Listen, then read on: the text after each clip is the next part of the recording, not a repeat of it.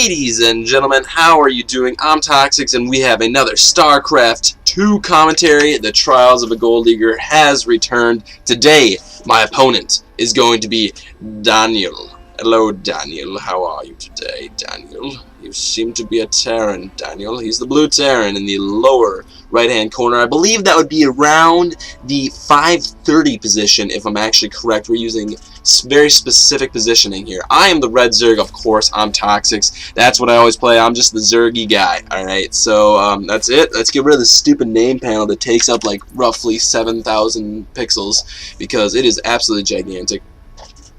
Anyway, as you can see here, I am just doing some ladder play. I got over some more of my ladder anxiety and decided, you know what, screw it, let's do some ladder games. So that's what we did. Now let's bring up that young production tab to see absolutely nothing because it's really not going to help that early in the game.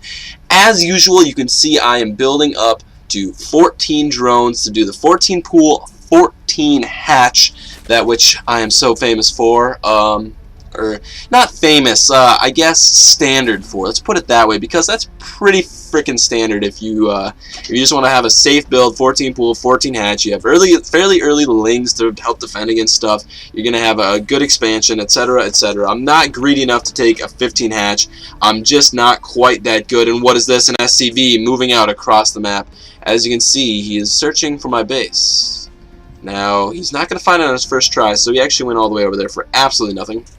One thing I want to mention that I've been doing a lot more recently is making more use of my overlords. A lot of people kind of just spawn overlords and send them off into a corner to hide. Now that's not necessarily a good thing to do because like those are going to be safe, but they're not going to give you any intel, and Zerg needs intel early game.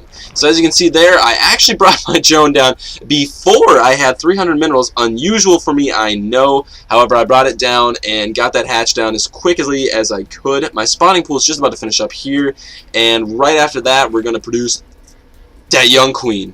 Look at that queen. Look at it.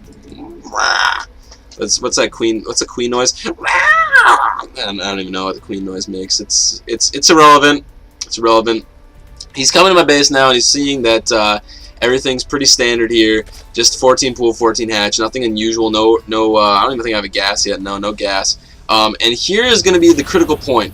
I come up here with my drone. He has a marine waiting for me, but I see that tech lab, or that reactor rather, go down. And now when he goes reactor, I know that reactored Hellions are pretty much incoming. I didn't get to see if there's a gas or not, but you can pretty much assume when there's a reactor on the first barracks of a Terran that they're going to be going reactored Hellions, especially if you're Zerg. As if you're a Protoss or another Terran, it could be for quick Vikings? Totally, right? Quick Vikings! Yeah, it's actually the most common build with the pros right now, quick Vikings, because they're super powerful or whatever. I don't know if you land them, they actually get plus 7,000 health. It's crazy, actually. Kind of OP. But as you can see here, he's got the watchtower, and he's gonna be doing a little bit of an early press out here to try and kill some drones. His factory is nearing completion. He's just gonna lift that up and set that down there. And as you can see, he's starting his expand as well. So he's actually he's being quite ambitious right now. He not only is going to go reactor Hellions with some harass, but he's going to expand at the same time. And look at, we have an Automatron 2000. Look at it. Look at him. Look at it. Look at that little guy. Oh, he's so cute. Isn't he cute? I'm sorry. It's like with my dog. I just immediately start saying, "Oh, aren't you the cutest?" I have a Shih Tzu. All right. So a man's dog. All right. She is fierce and she is angry. Talk to anyone, especially my girlfriend, you'll find out that she attacks. She attacks with ferocity of 1,000 wolves, okay? And when she attacks, she doesn't let off. She keeps going till there's blood spilled on the floor. And then she hides behind me. She hides behind me because she's scared of anyone with like semi-long hair. Just don't ask me. I'm sorry. I apologize. That was not StarCraft related. I just felt it was necessary to give a little bit of Jade insight. Now, I just made 9 drones. I don't know if any of you were watching that. That was a crap load of drones, and I threw down 2 spines. Now, this is kind of signature T0x1x. Scared out of his mind. What are they going to come at me with? So, throw down Static D. Static D. And now I was bragging about how well I was spreading my overlords, and they're already starting to clump up here. And I'm supply blocked. Actually, I'm not too supply blocked. All my larvae is used up right now. I got an overlord on the way. That wasn't too bad. That was not too bad, ladies and gentlemen. I'm proud to say that. Now, I am producing a few lings because I'm still fairly sure that there's going to be a Hellion thing coming in. And I'm just starting metabolic boost now. I probably should have started that a little bit earlier just because that is so powerful against Hellions. Slow lings are almost worthless against Hellions. Almost worthless.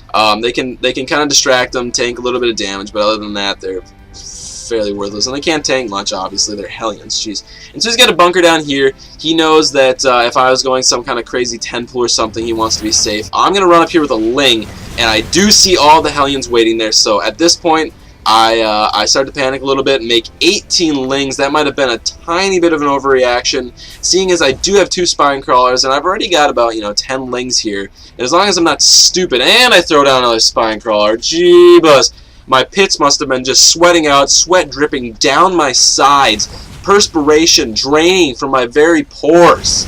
And the queen gets a little bit ambitious. Hellions do literally nothing to spines. He brought a SCV with him. I'm not entirely sure what that was for. I just zoomed in. Let's zoom in and watch the action. Can my computer handle it? Oh, the zerglings run in. The zerglings run in. Retreat is on the horizon now. He's got 2 marauders with this, which I think would have without the lings would have posed a potential threat to the spine crawlers. Now there's a 3rd spine crawler done.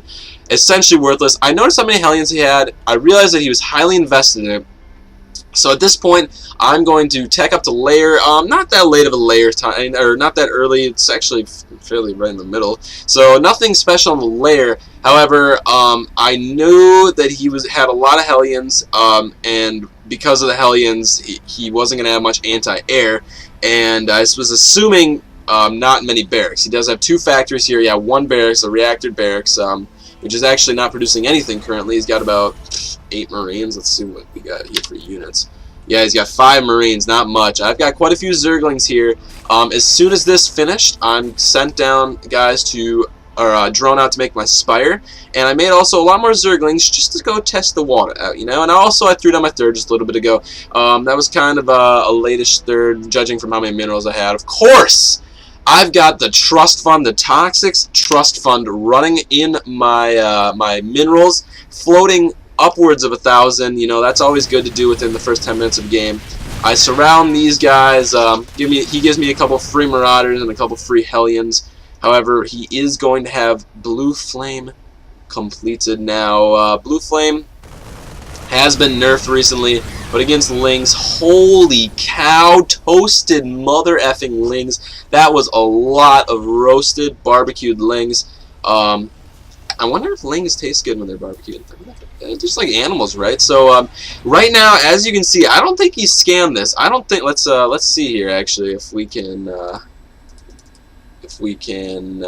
get his Daniel's perspective. He has not seen the spire. Okay, so he does not know this is coming, and he's throwing out missile turrets like nuts. He knows that there's mutas incoming. However, he does not throw down any more barracks. He's going to push out with a few more Hellions and Marines here. I'm not entirely sure why, though. So my Spire just finished. Let's check out the production. 13 Mutalisks. Now, that's where I put my trust fund, alright? That was like me investing in Goldman Sachs. Or I can't invest in... Oh my goodness. That is truly embarrassing. I didn't mean to say that. I meant to investing like Goldman Sachs. I put all my marbles in mutas as well as 5 drones, but as you can see, I've got lings here and they do nothing. Absolutely nothing. He's got a metric crap ton of Hellions. My lings are completely worthless at this point, and he's got 6 or 7 Marines, and I'm gonna lose. Oh, that muta survives! The muta survives! Look at this trooper. He's like, whatever, no big deal. 9 health left, and so you see, I got all my mutas. I had to reveal them. I was hoping to save them until later. But I didn't quite do that, so he's probably producing missile turrets out of the crap load. Now, if you didn't notice, I have 16 drones in the making. So that's kind of something. But as you're going to see here in a second, this game is almost over. I think Daniel gets a little bit angry here. He's got 2 Thors on the way, and most people here would just back up because of the missile turrets. But I just destroyed missile turrets. Like, I'm gonna lose 3 or 4 mutas here, but I have so many of them I don't see why not. So I start getting into his mineral line, and then he's gonna say F it. He's gonna say F it. Oh, here comes one Marine! One Marine! He's coming in! Oh, and he dies, and with that, Daniel leaves the game. Rage quit because that Marine came in there. He had 2 Thors in the way. I don't agree with this. I think he should have pulled SCVs, run over here. But this game was just a quick example of how to survive early Hellions when a Terran throws them at you, because that's just the common thing to do now, is those early frickin' Hellions. And sometimes if they catch you off guard, if you would have come a little bit earlier, things could have ended very badly for me. So watch out for those early Hellions. Going into Mutas then afterwards, any Terrans that are watching this, you're going to want more Marines than that. If I'm going Masslings, you know that Mutas are just an inevitable unit that's going to be coming out sooner or later. So you need to start pumping out Thors, you need to start throwing up tons of missile turrets, etc., etc. When you float that many minerals, you're going to have that many Mutas. So thank you so much for watching. This has been another Gold Digger commentary. I really appreciate you watching. Thank you so much. T0x1x is out.